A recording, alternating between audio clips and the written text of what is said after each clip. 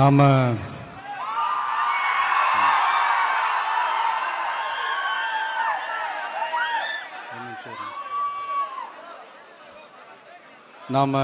அரசியலுக்கு வந்ததிலிருந்தே நம்மளை பற்றி நிறையா சில வதந்திகள் எல்லாமே சொல்லிக்கிட்டு இருக்காங்க இல்லையா?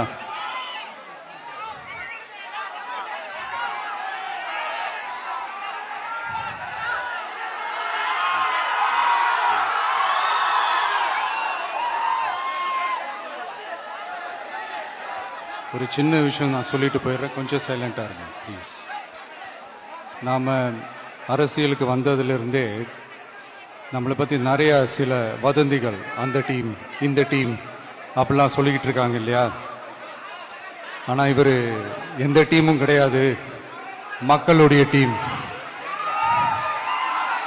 பீப்புள்ஸ் டீம் அப்படின்னு எல்லாருக்கும் தெரிஞ்சதுக்கப்புறம் வேற என்ன அவதூறு பரப்பலாம் இவர் மேலே அப்படின்ட்டு ட்ரை பண்ணி எல்லாமே அவங்களுக்கு ஒர்க் அவுட் ஆகலை.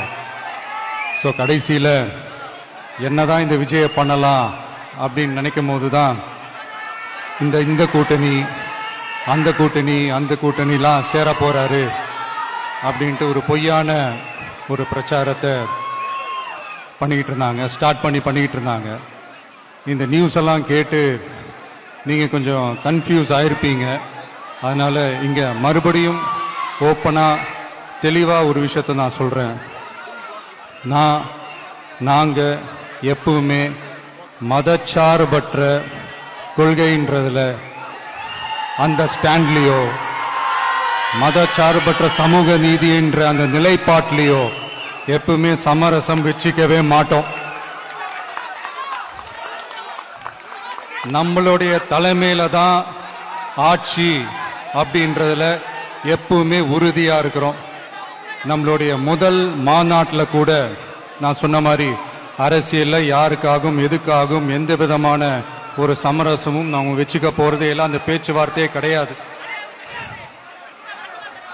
சரிங்களா? அதனால யார் என்ன அவதூறு பரப்புனாலும் தயவு செஞ்சு அதை நம்பாதீங்க. எல்லாம் வல்ல இறைவனின் அருளால் நாம நினைச்ச டார்கெட்டை நம்மளால நிச்சயமா அடைய முடியும்.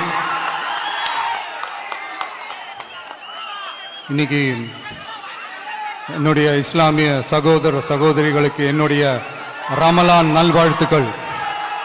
கான்பிடண்டா இருங்க, நல்லதே நடக்கும், வெற்றி நிச்சயம்.